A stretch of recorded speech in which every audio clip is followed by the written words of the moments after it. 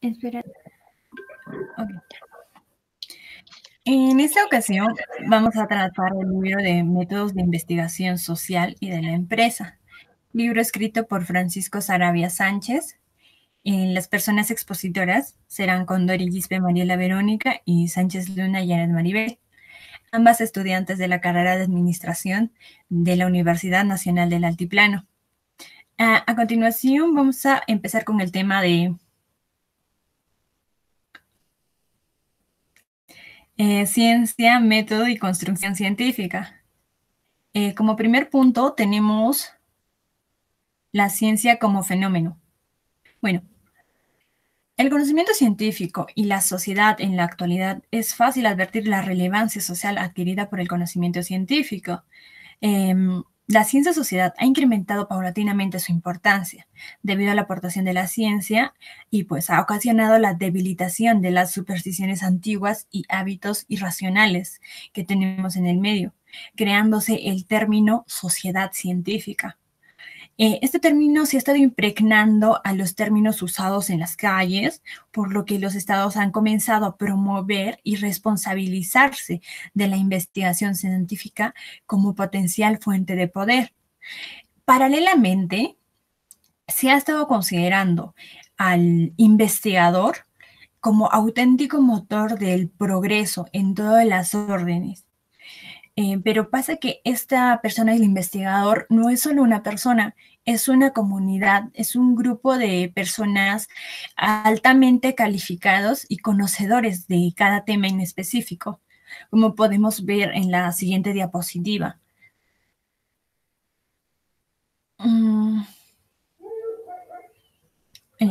Este grupo de científicos, por así decirlo, o grupo de personas altamente calificados, bueno, es que la ciencia está conformada por una comunidad entrenados. Dicha comunidad crean teorías científicas que no pueden ser probadas o decididas paulatinamente que sí son ciertas sin una como una comprobación, una verificación exacta, que lo que dicen es ciencia y se va a quedar siendo ciencia. Este grupo de personas no solo imparten, por así decirlo, conocimiento o teoría científica, sino también que lo comunican, que lo alaban, que lo promulgan por todo lado. Es que la ciencia está conformada por una comunidad de entrenadores, como les dije.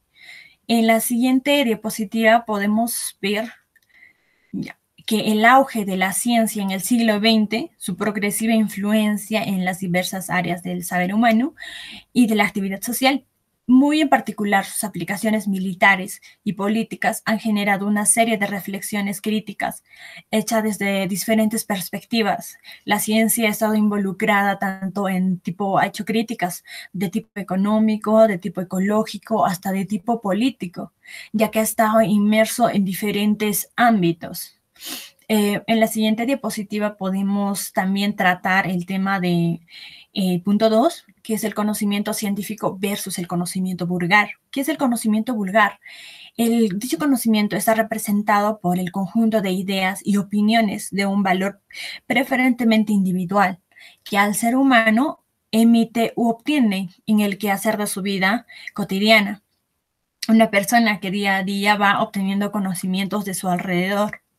Esto frente al conocimiento científico, que llega por la búsqueda de causas últimas de las cosas. Digamos que es el deseo de hallar explicaciones sistemáticas y controlables por elementos de juicios prácticos y de organizar, clasificar el conocimiento sobre la base de principios explicativos, pues lo que da origen a la ciencia como tal.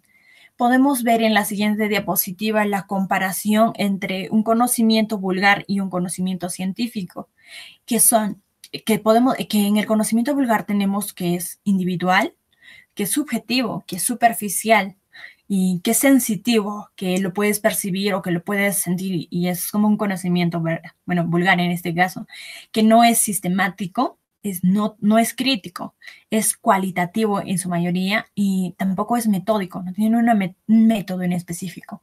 Y contradiciendo o en opuesto al conocimiento vulgar tenemos lo que es el conocimiento científico, que es colectivo, objetivo, profundo, razonado, sistémico, crítico, cuantitativo y metódico. Podemos ver claramente que el conocimiento vulgar y el conocimiento científico son completamente diferentes. Uno es lo que prueba con hechos o intenta probarlo, y el otro es el conocimiento que vas adquiriendo día a día de tu entorno global. Nagel nos dice que ningún conjunto de reglas establecidas de antemano puede servir como salvaguarda automática contra prejuicios insospechados y otras causas de error que pueden afectar adversamente al curso de una investigación. Dicho esto, tratado estos temas, pasamos al siguiente tema que lo va a tratar la siguiente expositora.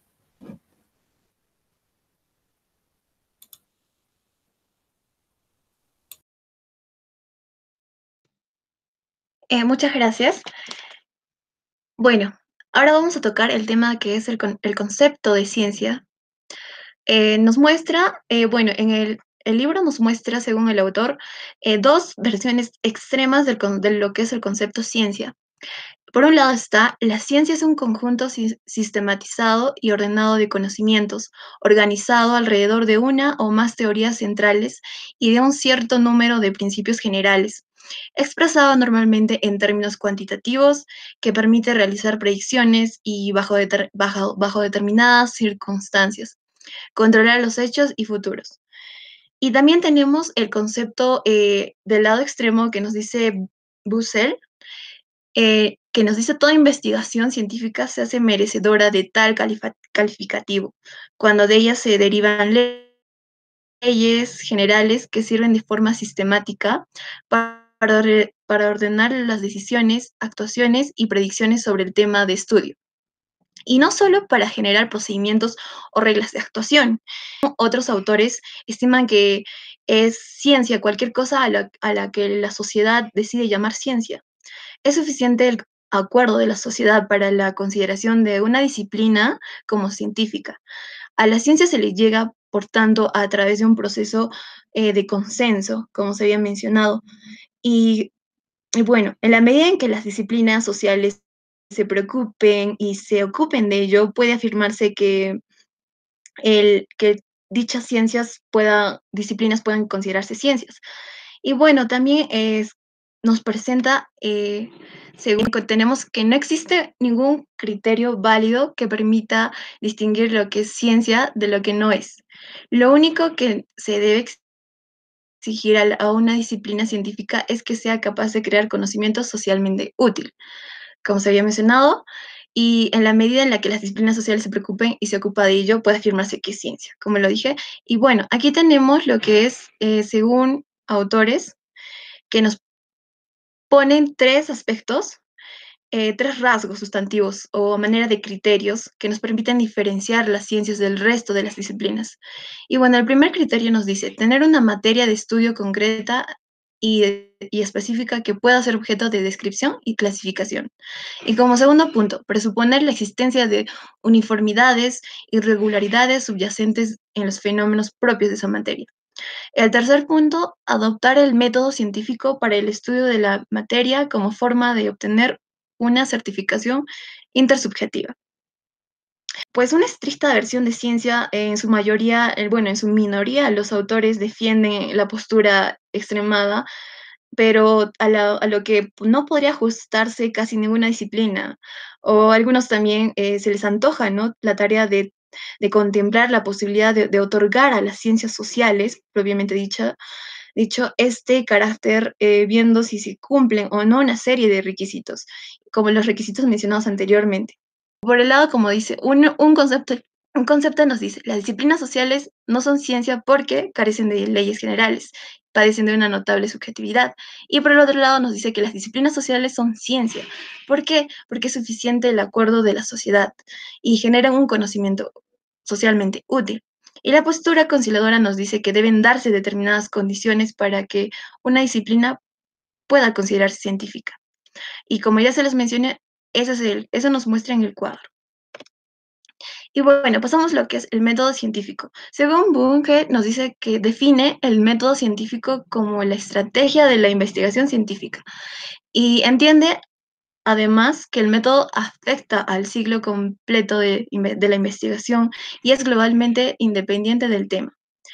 Dentro de la economía de la empresa se señalan como principales variedades metodológicas el método inductivo y el método deductivo, que se presenta el método deductivo.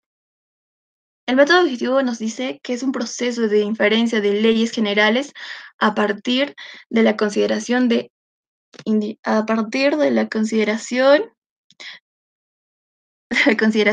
un número suficiente amplio de casos individuales u observaciones concretas. A partir de estos enunciados cercanos a la experiencia se obtienen enunciados abstractos y generales. Eso es con respecto al método deductivo.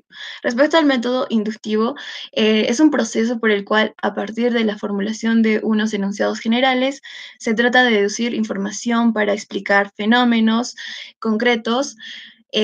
Para su aplicación requiere disponer de unos supuestos generales, como son los axiomas, los teoremas, las proposiciones. Y bueno, es propio de todas las ciencias, pero sobre todo de las más formalizadas, este método. Los elementos de la construcción científica. Bueno, en cuanto tenemos, uno de los elementos es los conceptos. Bueno, aquí tenemos el concepto, nos dice que se refiere a la abstracción de la mente referida a cualquier parcela de la realidad. El paso del fenómeno real al concepto o conceptuación es una operación necesaria para comenzar a hablar y a pensar sobre los problemas que plantea la experiencia sensorial. Es una primera forma de aprender la realidad introduciéndola en nuestra mente. Conceptos son, si se quiere decir, principios de clasificación creados tanto por la abstracción como por la convención de la comunidad científica. En concreto, se recomienda que se realicen las siguientes operaciones, que es, uno, la aproximación teórica a su significado, la revisión de la literatura con el fin de conocer los diversos usos de tal concepto, el establecimiento de analogías y diferencias entre el fenómeno estudiado y otros fenómenos directamente relacionados con él y descritos mediante otros conceptos. Y por último, la definición del concepto. Pasamos al el segundo elemento, los modelos. Son una representación más completa de la realidad con la mayor sencillez posible. Por esta vía se corre el riesgo de sobresimplificar. Sin embargo, cabe señalar que una visión simple de la realidad es más útil que una visión exacta pero confusa y no verificable del fenómeno en toda su complejidad. Un determinado conjunto de fenómenos puede venir representado por una pluralidad de modelos, cada uno de los cuales con intención de reflejar el objeto de estudio de forma subjetivamente diversa según la finalidad del modelo u objetivamente distinta, según el grado de abstracción de la realidad. Es preciso que no olvidar el hecho de que los modelos están concebidos como una ayuda, pero no coinciden necesariamente con la realidad y bueno, pues generalmente no pueden tener prevista una gama tan amplia de eventualidades como las que tiene el lugar, o sea, tiene la vida real, se ve en la vida real, pero definitivamente ayuda bastante para el mejor entendimiento. Pasamos al siguiente elemento que son las hipótesis. La variación de los modelos, las hipótesis se caracterizan por su referencia a una relación determinada objeto de investigación y en consecuencia su menor amplitud. La palabra hipótesis, ¿cómo está compuesta etimológicamente? Bueno, tiene su origen en los términos griegos tesis, que viene a significar lo que se pone, e hipo, que significa partícula que equivale a debajo. Entonces, digamos que hipótesis es lo que se pone debajo o supone, bueno, es el principio orientador o sujeto a cambios de la investigación. Bueno, las hipótesis no son otra cosa que suposiciones teóricas, no contrastadas de las que se puede demostrar si son verdaderas o falsas. El siguiente elemento son las variables. Bueno, las variables, como las hipótesis ya se habían dicho que deben ser verificables empíricamente y para ello es aconsejable expresarlas en forma de variables y por eso se toca este tema justo de variables que se denominan variables a todas aquellas características, rasgos o propiedades individuales o colectivas que pueden asumir distintos valores, ya sea cuantitativa o cualitativamente. Se entiende por variable cualquier magnitud que varía, que se puede medir o no precisamente de manera cuantitativa. Bueno, tenemos por un lado que, como les había mencionado, la variable cuantitativa o cualitativa, las variables pueden ser como estar asociados a un rasgo cuantificable. Por ejemplo, la concentración de una sustancia o, por ejemplo, la edad de un individuo es algo cuantificable o la densidad de una especie. Dar por un carácter cualitativo bueno, puede ser como el conflicto o el conflicto de trabajo en equipo, el nivel de confianza entre empresas y entre otros ejemplos, no se pueden verificar de manera cuantitativa, pero sí cualitativamente. Por lo que estamos abocados a elaborar instrumentos que no nos permiten inferir de forma indirecta tales variables y pues por ello tenemos que utilizar de manera empírica o cuantitativamente estas variables. Y bueno, como las hipótesis, las leyes también son enunciados, aunque no enunciados teóricos supuestos, sino enunciados contrastados y verificados, que se expresa algún tipo de regularidad. Ejemplo, Fayol nació en Estambul, Turquía.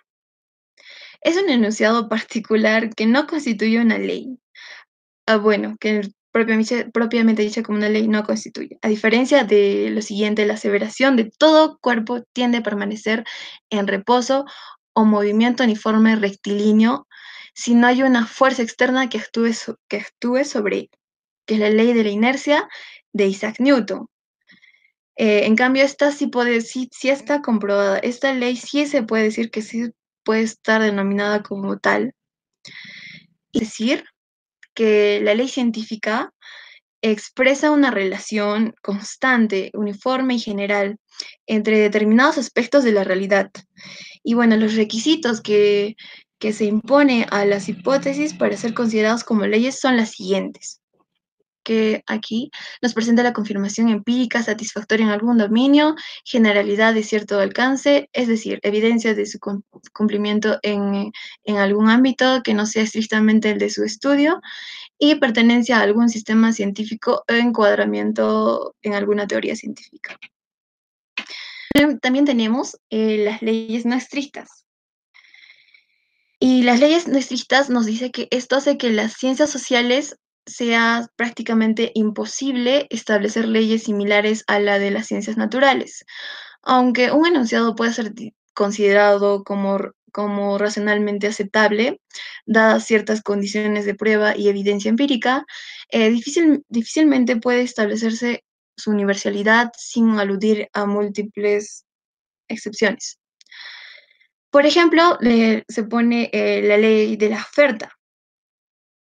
Bueno, lo que nos dice la ley de la oferta es que si disminuye la oferta de un producto, el precio de ese producto en el mercado subirá. Y nos podemos dar cuenta que muchos estudios o los estudios empíricos desarrollados en el marco de la teoría microeconómica nos lo han demostrado y realmente sí se puede dar a conocer ese hecho.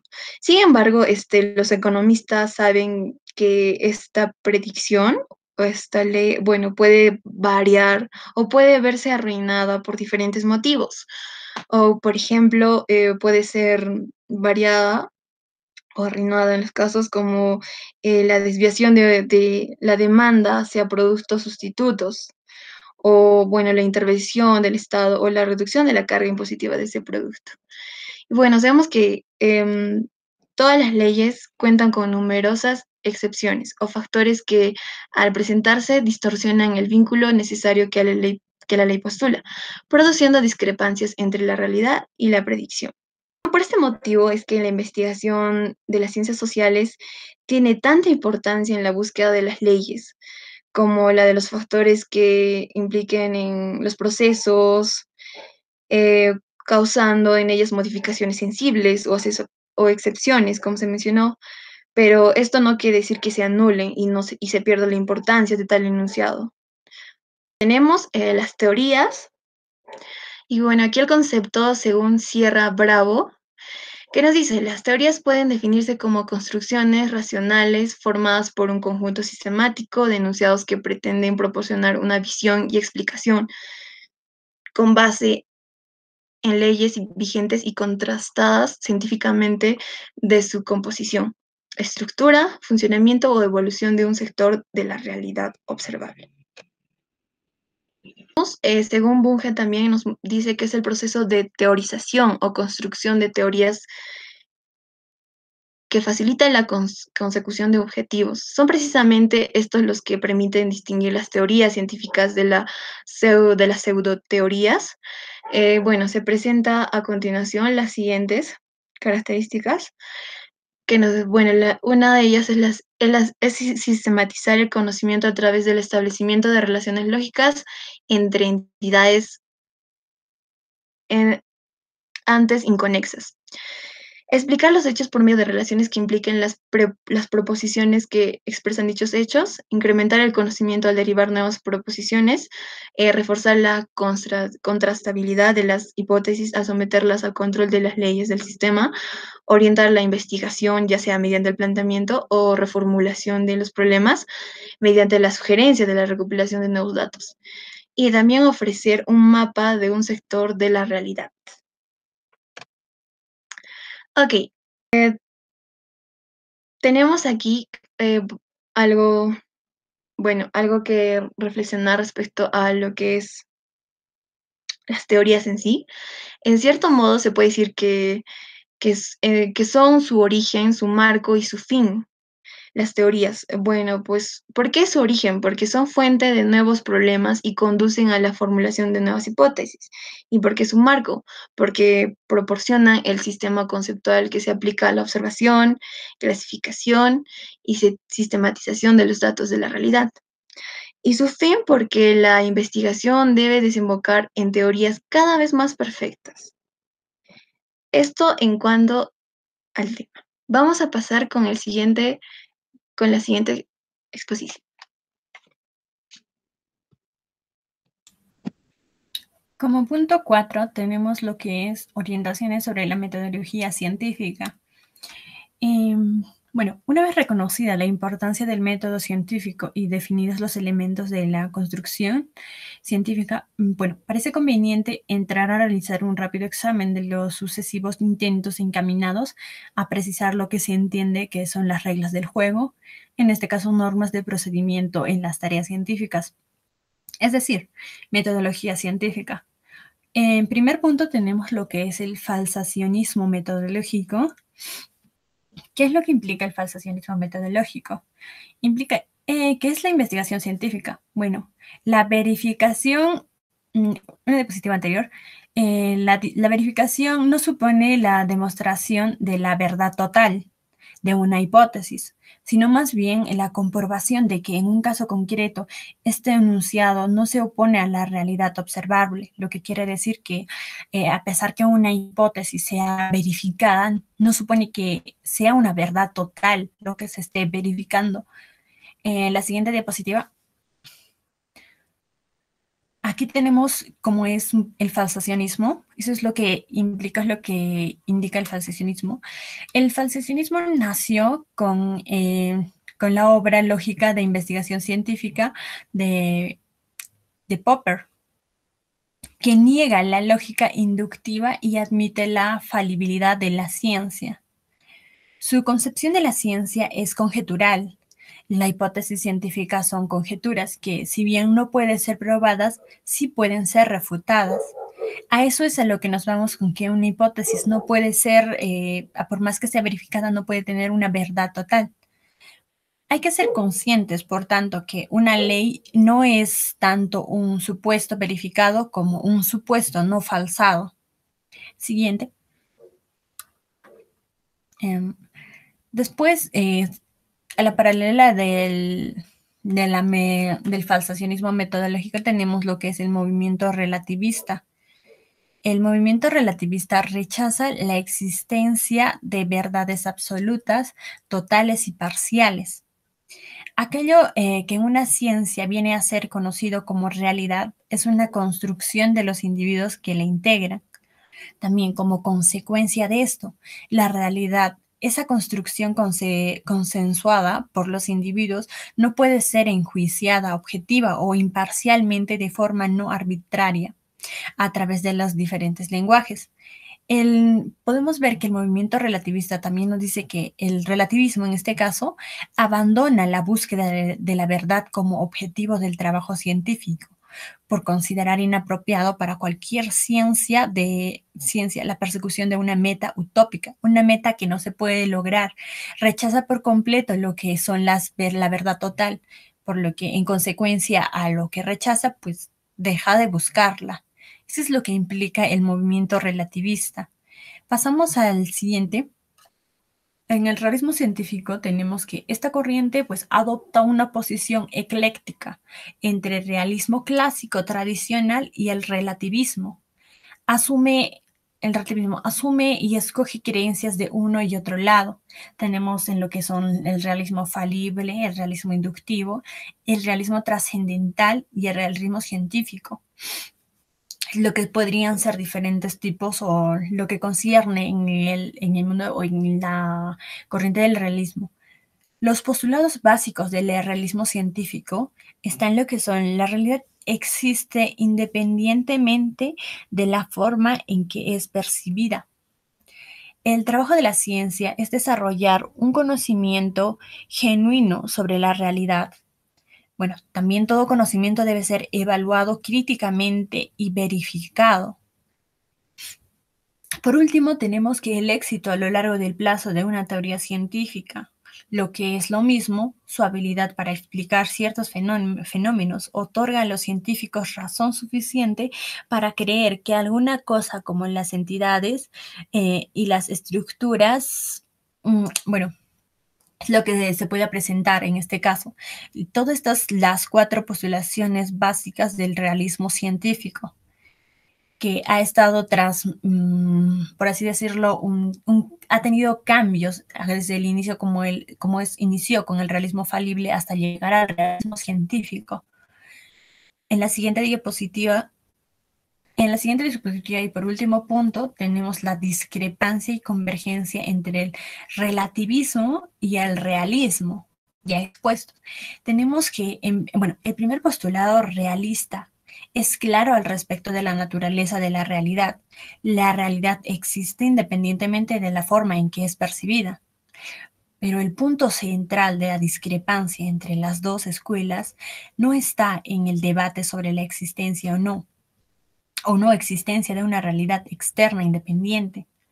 Bueno, se basa en la pregunta: ¿cómo se puede llegar a determinar si una teoría representa o no representa realmente el mundo si no se sabe con certeza cuál es la realidad?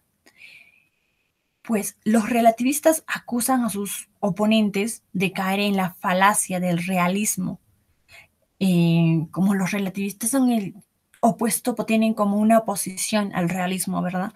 Los realistas, en oposición a la postura de los relativistas, se defienden de esta acusación apoyándose en el cuarto postulado, ignorando por los relativistas en el planteamiento de la paradoja, ya que se les mostró los 4 postulados del realismo científico. Los relativistas admiten que puede existir una realidad independiente de la sociedad. Es algo que están de acuerdo con los realistas, y de los individuos que la integran también, ¿no? No obstante, aseguran que la ciencia no tiene capacidad para conectar con ella. Lo que quiere decir, los realistas reconocen también la existencia independiente de esta realidad. El relativismo y el realismo intentan conjeturar o intentan permanecer, de alguna manera, estar de acuerdo, haciendo una cierta parte del relativismo, haciendo conexión con lo que es el realismo y de la misma manera el realismo aceptando una cierta parte del relativismo. Esto es la conclusión a la que llegan, como lo que les mencioné, aceptan cierta conexión entre ellos, pero aún así es como que estarían opuestos, oponidos del relativismo con el realismo. Y estas serían las tres las tres metodologías científicas, por así decirlo, que se están presentando en el libro. Y pues con esto concluimos la exposición del primer capítulo del libro. Muchas gracias.